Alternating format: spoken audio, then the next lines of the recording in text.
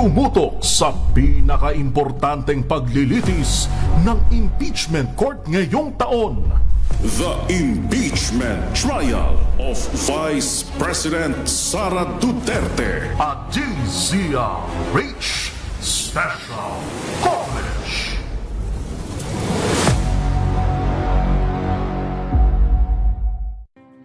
Visayas at Mindanao at maging sa ibang bansa. Luzon, Visayas, Mindanao. Una sa Pilipinas. Una sa Pilipino. Walang advokasiyang maliit, basta't malinit. Maraming salamat. Muling sumasenyo ang ating palatuntunan special on Saturday. Salamat po sa inyong pagsama sa amin dito sa executive session. Mabuhay ang Isang oras na talakayan ng mga usaping may kinalaman sa ating akto. Idulog yun yan dito sa Hoy. Bawal yan. Ang latest happenings at trending sa mundo ng entertainment and lifestyle, their favorite stars. Mga kwentong maghahatid ng inspirasyon at aral sa mundo ng Kasabay ng mga hamon at pagbabago sa paglipas ng panahon, nananatiling tapat ang DZRH sa paghahatid ng serbisyo sa publiko. Mas pinalawak ang pagpapaabot ng balita at impormasyon, hindi lang sa radyo, kasama na rin ang telebisyon, live streaming at social media para ihatid ang mga kwentong makabuluhan at napapanahon saan ka man naroroon. Mula noon hanggang ngayon, mananatiling kaagapay mo ang DZRH, naninindigan sa paghahatid ng katotohanan at sa paglaban sa patuloy na pagkalat ng disinformasyon at sa pagyakap sa makabagong teknolohiya at sa patuloy na pagsulat ng kasaysayan, mananatiling kasama mo ang DZRH saan ka man sa mundo.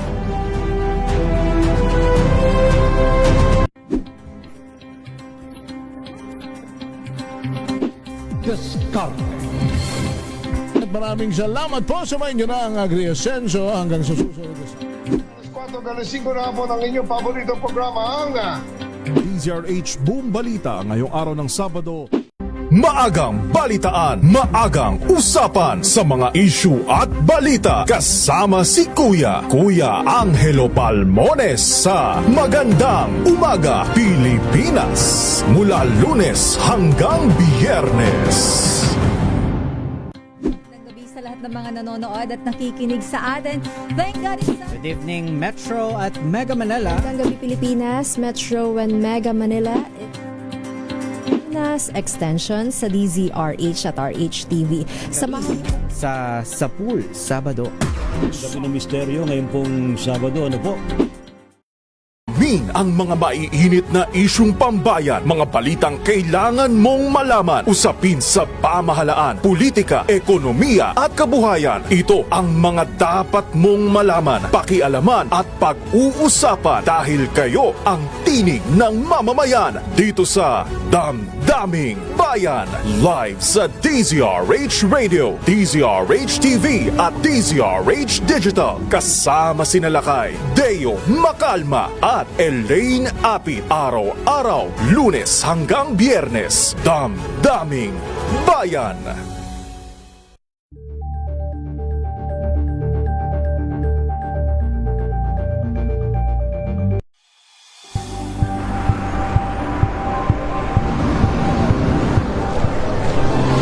ating mga eksperto. Dito lang sa Expert Opinion. Ito ang The Better News. TNVS. Trending and isang kwento, iba't ibang anggulo. Dito sa Point. Bawat pananagutan ating tatalakayin dito sa Hoy. Bawal yan. Pilipino, dito lang sa latest happenings and trends, match up ng entertainment and lifestyle. Ito ang MBC TV Network News. Una sa Pilipinas, una sa Pilipino.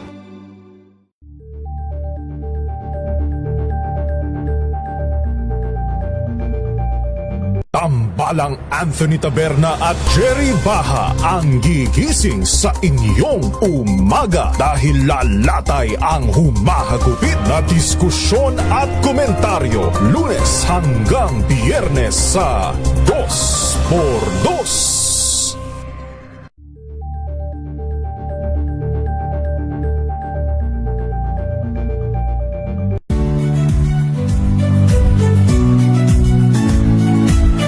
Magandang araw mga kaibigan. Ito po ang inyong balerina ng bayan, si Lisa Makuhay Lizalde, na nag-aanyaya sa inyong samahan kami at ang aming mga espesyal na panauhin para sa kalahating oras ng masayang kwentuhan sa aming programang Art to Art, kung saan ang usapang sining at kultura ay para sa lahat. Huwag kaliligtaan, tuwing linggo, alas 3:30 ng hapon, dito lamang sa DZRH Radio, DZRH TV, at via online streaming.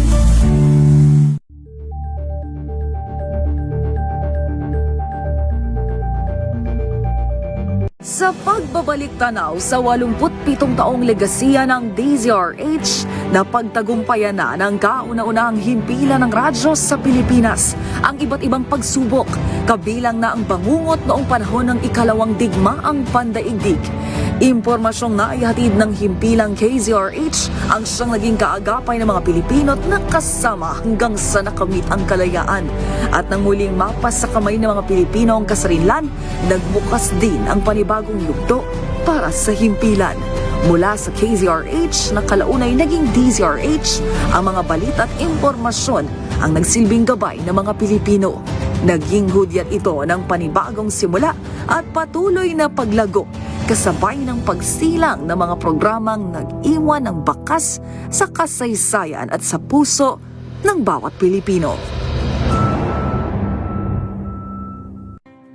Visayas at Mindanao at maging sa ibang bansa. Luzon, Visayas, Mindanao, una sa Pilipinas. Una sa Pilipino. Walang advokasiyang maliit, basta't malimit. Maraming salamat. Muling sumasa inyo ang ating palatuntunan special on Saturday. Salamat po sa inyong pagsama sa amin dito sa Executive Session. Mabuhay ang Isang oras na talakayan ng mga usaping may kinalaman sa ating akto. Idulog nyo na yan dito sa Hoy. Bawal yan. Ang latest happenings at trending sa mundo ng entertainment and lifestyle, their favorite stars. Mga kwentong maghahatid ng inspirasyon at aral sa mundo ng Tuloy-tuloy ang pagtulong. Tuloy-tuloy ang pagses.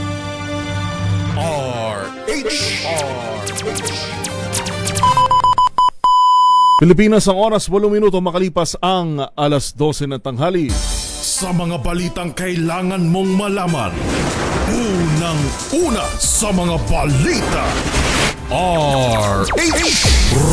Rapido Hataw Balita mula sa MBC Radio News Center Manila. Rapido Hataw Balita sa mga balitang pambansa, lokal, internasyonal at iba pa. Rapido Hataw Balita. At ngayon, narito ang inyong mga tagapagbalita.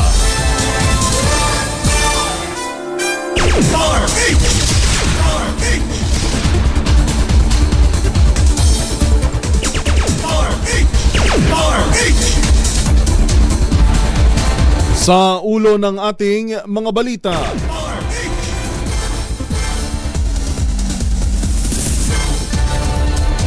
Konvoy ng militar, hinagisan ng granada. 5 katao sugatan sa Sharif Agwak, Maguindanao del Sur. Malaki ang taas presyo sa petrolyo asahan sa susunod na linggo. Price cap sa booking at platform fees ng taxi operators na gumagamit ng app-based service, itinakda ng LTFRB. Philippine Coast Guard spokesperson for West Philippine Sea, J. Tariela, sinagot si Senator Robin Padilla matapos sisihin sa pagdala ng tensyon sa West Philippine Sea. Magnitude 5.4 na lindol yumanig sa Balut Island, Sarangani. Aftershock ng magnitude 7.8 quake noong Hunyo ayon sa FIVOX. Sa balita sa ibayong dagat, pag-atake ng US sa Iran nagpapatuloy sa ikapitong sunod na araw. At sa balitang showbiz, Grand Coronation Night ng Bilibining Pilipinas 2026 inaabangan na. Yuel Reyes, Jackie Reso sa RH Balita.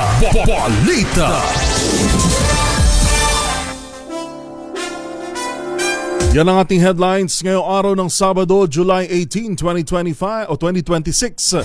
Sa pangalan ho ng buong persa ng DZRH News. Sa ngalan ng aking partner na si Jackie Resho, ito po si Yuel Reyes. Para sa DZRH, una sa Pilipinas, una sa Pilipino. Yuel Reyes, Jackie Resho sa RH Balita. Balita. DZRH Weather Bulletin. Alamin muna natin ang latest sa lagay ng panahon mula kay Sir Dan Villamil ng DOST Pag-asa. Sir Dan, magiging maaliwalas pa rin ba ngayong linggo? Ang hapon, Sir Yuel, at sa ating mga takosubaybay sa DZRH, sa kasalukuyan mahina ang pag-iral ng ating southwest monsoon na yung habagat na kung saan nakakaapekto lamang ito sa kanurang bahagi ng Hilagang Luzon. Magpapatuloy itong mainit at malinsangang panahon sa Metro Manila at malaking bahagi ng ating bansa bukas, pero ngayong hapon hanggang mamayang gabi may chance pa rin tayo ng mga biglaan at panandaliang pag-ulan na dulot ng localized thunderstorms. Sa kalagayan naman nating karagatan, walang gale warning na nakataas at banayad hanggang sa katamtamang pag-alon ang mararanasan sa malaking bahagi ng ating bansa. Sir Yuel? Opo, ibig sabihin ho ba nito throughout July ay asahan na natin na magiging mahina yung habagat at wala nang anumang low pressure area na mabuo pa? Well, yun po yung ating projection for the next 3 days. No? Pero bago matapos ang July, since yung projection po natin ay 2 to 4 na bagyo ang posibleng mamuo or pumasok, possible po bago matapos yung buwan na ito, may asahan pa po tayong mga low pressure areas o bagyo na pumasok ng ating Philippine Area of Responsibility. Oh, may hahabol pa. Sana man, wag na. Maraming salamat, Sir Dan. Magandang tanghali. Thank you po and magandang tanghali, Sir Yuel. Dan Villamil ng DOST Pag-asa. DZRH Weather Bulletin. Alas 12:12 ng tanghali sa detalye ng mga balita.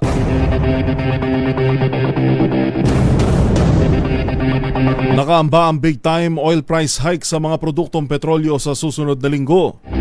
Ayon kay DOE Oil Industry Management Bureau Director Attorney Rinor Abad, inaasahang papalo ng 11 pesos hanggang 12 pesos ang taas presyo sa kada litro ng kerosene.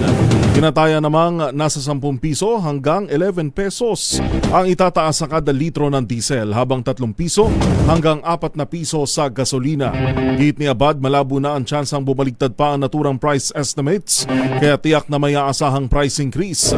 Ang manibagong pagsipa ng presyo ng petrolyo ay bunsod pa rin ng nagpapatuloy na tensyon sa gitnang silangan pag-atake ng US sa Iran. Balita. 5 katao sugatan sa nangyari hong pagsabog sa Sharif Agwak, Maguindanao del Sur kaninang umaga. May nasa 3 araw pa lang tayo ng election period dyan ho sa Bangsamoro Region.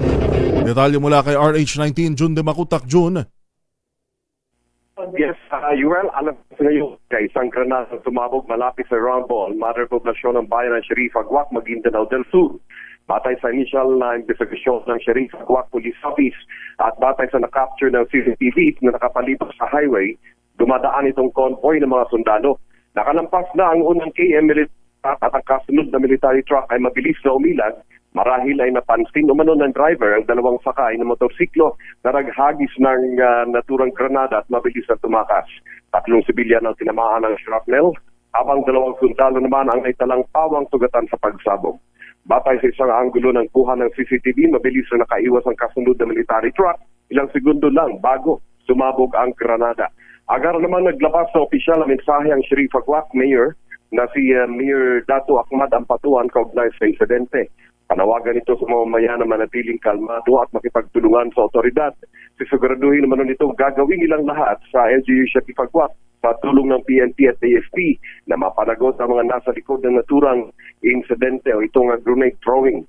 Siguro ni Mayor Ahmad Ampatuan na piling niya kontrolado sa otoridad ang sitwasyon sa bayan ng Sharif Agwak, Maguindanao del Sur. Mula sa Mindanao, RH19, June de Makutat, DZRH, una sa Pilipinas, una sa Pilipino. RH Maraming salamat live mula sa Mindanao, RH19, June Dimacuta. Alas 12:15 ng tanghali, nagtakda ng price cap ang LTFRB sa booking at platform fees ng taxi operators na gumagamit ng app-based services. Ayon kay LTFRB Chairman Attorney Vigor Mendoza, inaprubahan na ng board ng ang Memorandum Circular 055 na magtatakda ng iisang patakaran sa paniningil ng booking fee. Sa ilalim ng bagong polisiya, maaari lamang maningil ang mga taxi operator ng booking o platform fee na hanggang 20% ng kabuuang pasahe o 60 pesos alinman ang mas mababa. Inatasan din ng mga operator na malinaw na ipakita sa booking confirmation, fare computation at electronic receipt ang lahat ng sinisingil sa kanilang pasahero. Mahigpit ding ipinagbabawal ang paniningil ng karagdagang convenience fee, service fee o iba pang katulad na bayarin nang walang pahintulot ng LTFRB. Nagbabala naman ng ahensya na ang mga lalabag sa Memorandum Circular ay papatawan ng multa, suspensyon o kanselasyon ng prangkisa, accreditation at iba pang administratibong parusa sa ilalim ng umiiral na batas.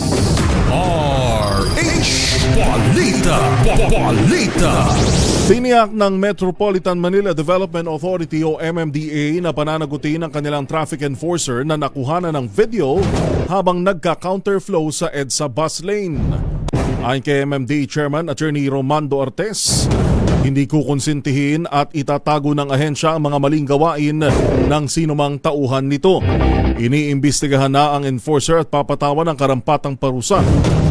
Kahaharapin ng enforcer ang multang 5,000 piso sa paglabag sa pagdaan sa bus lane at administrative sanction. Samantala, pinagpapaliwanag na rin ng LTFRB ang enforcer at sinuspindi na rin ang kanyang lisensya sa pagmamaneho.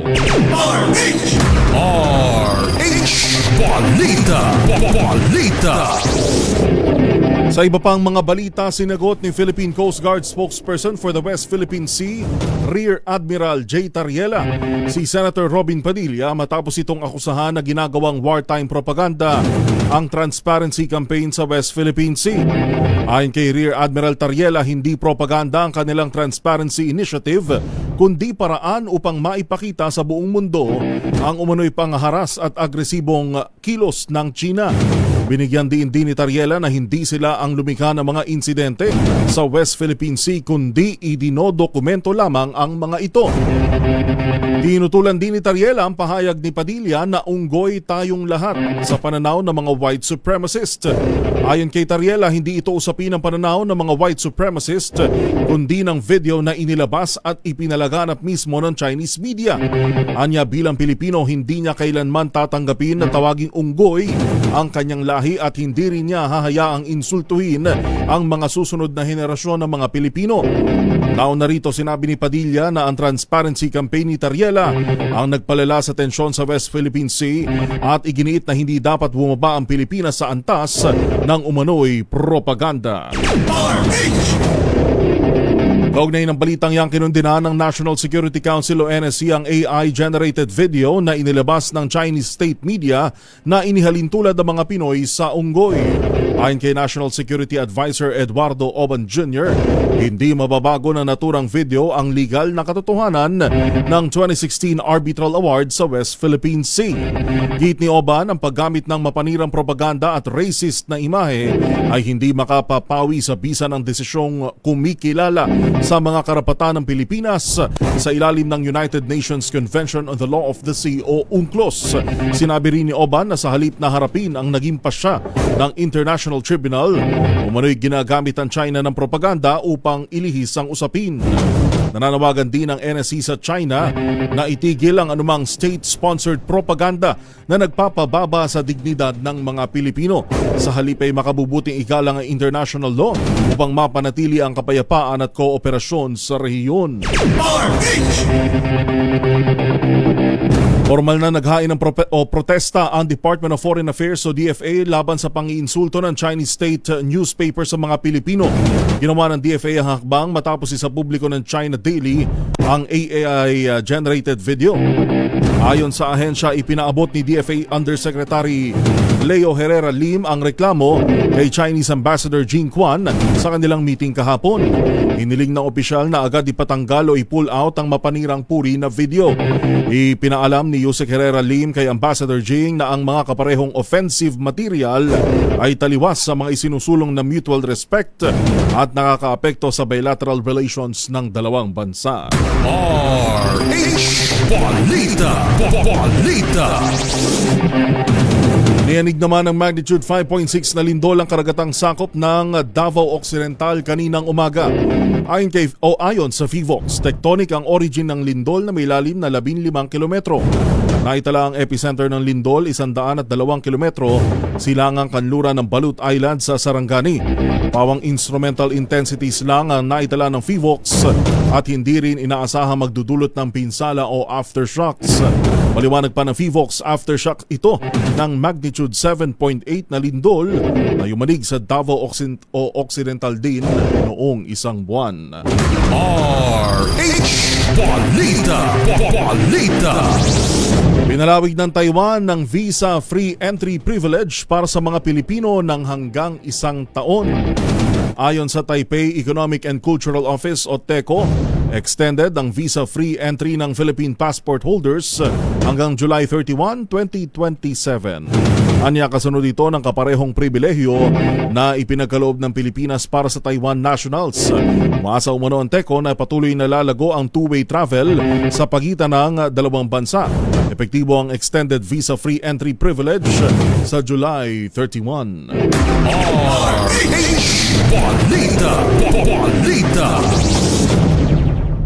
Sa atin naman pagbabalik, may bagong silang na sanggol natagpuan daw ho sa dalampasigan sa Leyte. At higit 200 baril na kumpiska sa operasyon ng PRO6 laban sa mga loose firearms.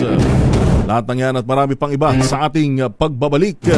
Pilipinas ang oras, alas 2:22 ng hapon o ng tanghali pa lang pala.